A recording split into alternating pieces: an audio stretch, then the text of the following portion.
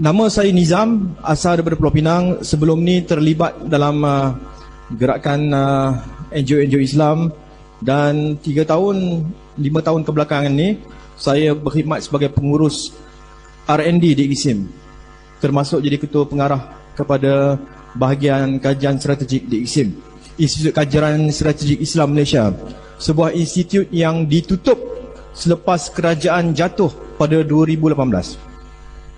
Ini merupakan satu-satunya agensi Islam daripada 13 agensi. Di pusat dia ada 13 agensi Islam. Agensi saya yang ke-13, IKSIM, ditutup lebih kurang arahan penutupan dia datang seminggu selepas kerajaan jatuh. Tapi alhamdulillah kerajaan yang menjatuhkan tu sekarang ni jatuh. Pada ketika hari ini, bukan setakat hari ini, dah lama, dekat 50 tahun, 40 tahun, mengikut berita yang dimuatkan dalam sebuah portal internet semalam, mereka mengatakan bahawa British telah buat kerja lebih kurang 40 tahun untuk pastikan kuasa dia bersambung kat sini. Pada tahun 2018, Ketua Perisikan Israel, Danny Yatom, dia mengeluarkan satu kenyataan. Dia mengatakan bahawa Israel tidak boleh membuat kerja-kerja perisikan secara jelas dan aktif di negara Malaysia.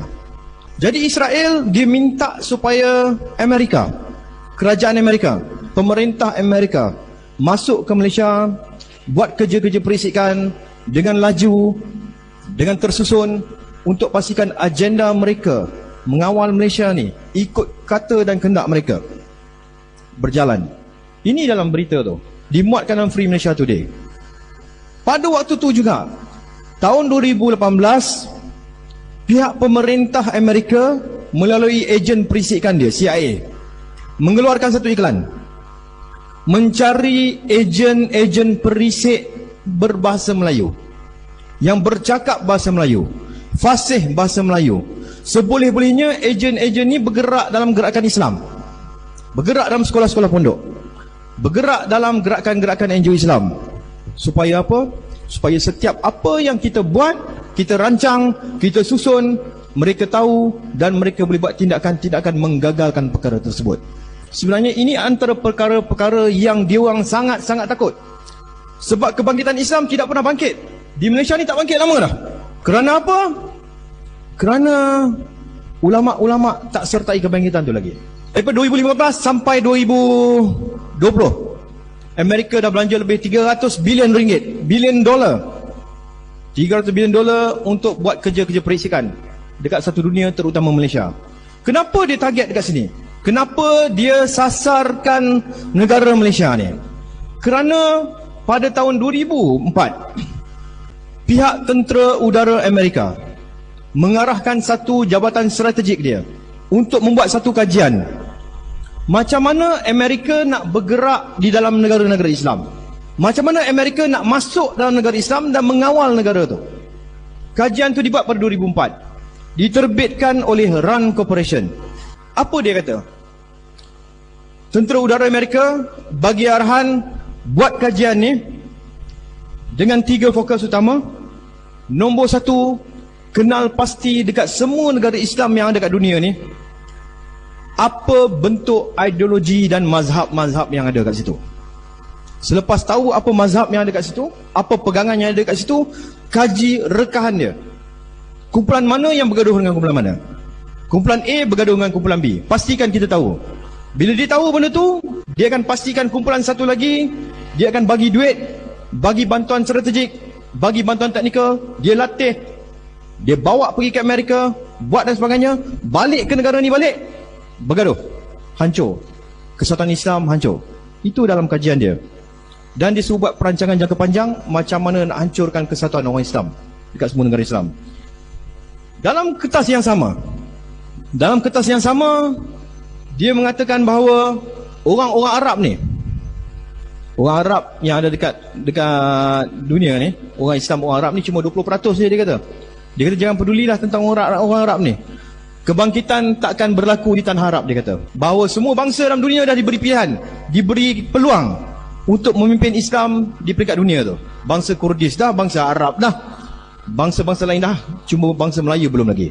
Dia kata mungkin satu hari nanti, silap-silap, mungkin dalam percaturan yang kita tengok sekarang ni, kemungkinan besar bangsa Melayu ni akan bangkit dan membawa gerakan Islam ni sampai ke pesada dunia, insya-Allah. Bukan kita saja percaya tentang benda tu, pihak Amerika pun percaya tentang benda yang sama.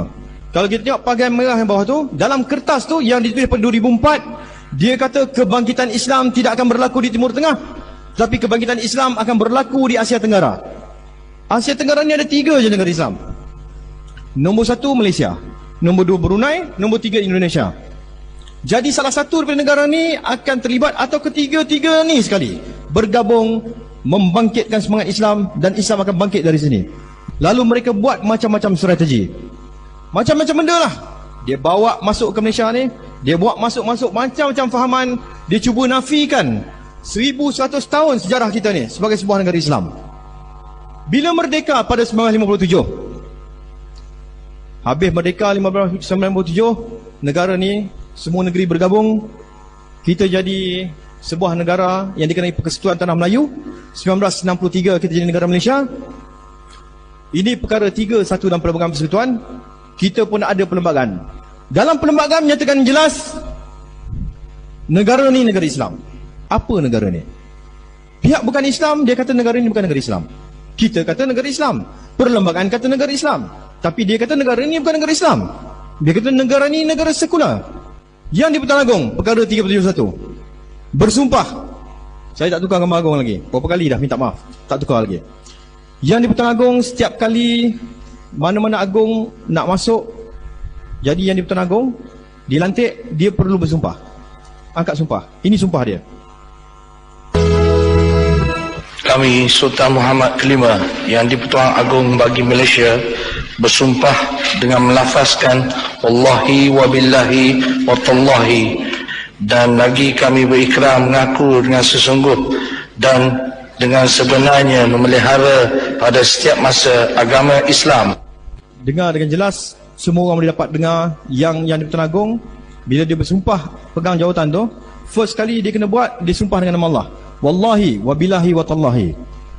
Dengan nama Allah dia bersumpah bahawa dia perlu memelihara Islam pada setiap masa. Bila-bila masa sekalipun dalam negara ni mesti pastikan Islam terbela, Islam terjaga, institusi Islam tidak dipinggirkan. Seharusnya institusi pondok ni mendapat bantuan penuh daripada kerajaan. Sepatutnya, sebab ini negara Islam. Perkara 12 dalam perlembagaan membenarkan negara ni menggunakan wang negara untuk membiayai institusi-institusi Islam. Itu hak kita dalam perlembagaan. Tapi kali ini Allah dah bagi satu peluang lagi. Peluang kedua selepas kerajaan lepas dijatuhkan. Sampai melampau-lampau puak bukan Islam ni. Menghina Nabi, buat macam-macam hal, meruntuhkan institusi-institusi Islam. Satu persatu kuasa yang ada pada tangan orang Islam, kuasa ekonomi, diruntuhkan satu persatu. Tapi Allah dah bagi peluang kedua kepada kita. Kalau kita ulangi kesilapan yang lampau lagi, kita masih membiarkan institusi Islam ni terpinggir, isu umat Islam terpinggir, maka tak tahulah. Di Suruhanjaya Pilihan Raya, sebelum kerajaan jatuh baru ni, mereka telah mencadangkan 15 cadangan reformasi sistem pilihan raya yang dia nak buat tak lama lagi. Tak silap saya dalam bulan 8 atau bulan 9 dia akan bentang. 15 cadangan. Cadangan tu kalau dibuat, dilaksanakan, sistem pilihan raya yang ada dekat Malaysia ni akan berubah. Dan orang Melayu Islam tak akan dapat negara ni sampai bila. Alhamdulillah benda tu jadi dihalang. Warga Cina dibenarkan masuk negara ni sampai 3-4 tahun. Nak buat apa? Visa ada sampai 3-4 tahun. Mana ada visa sampai macam tu? Dan benda-benda tu sedang dirancang, dilaksanakan. Alhamdulillah, Allah bantu lagi. Bila masuk COVID-19, tu satu rahmat terselindung. Walau tu pun penyakit, tetapi dengan benda macam tu, terhalanglah kemasukan-kemasukan yang ramai tu. Masalah dia bila negara ni negara Islam, ada pihak-pihak yang cuba bawa masuk, macam saya cerita tadi tu. Bila kerajaan Amerika disuruh kaji fahaman-fahaman yang ada, banyak fahaman yang ada, ini fahaman-fahaman pelik yang mereka sedang sokong oleh pihak Amerika. Fahaman Syiah masuk, fahaman pelampau evangelis, pelampau Kristian masuk, fahaman LGBT masuk, fahaman pluralisme agama. Semua ni ada, dibiayai, dibantu dan dibenarkan bergerak. Ini jumlah kumpulan-kumpulan mereka yang ada dekat Malaysia ni. Lebih kurang 2,000 NGO. 1,000 kita sempat kaji. Semasa saya di IKSIM dulu, kita sempat kaji lebih kurang 1,000 NGO yang bergerak untuk melanggar kita sebagai umat Islam kat sini. 1,000 yang sempat dikaji. Ada lagi 1,000 tak sempat sebab kena pecat. Mereka bergerak dengan duit yang banyak, dengan kesatuan yang jelas, dengan susunan gerak kerja yang strategik, kerjasama dan sebagainya untuk melanggar kita.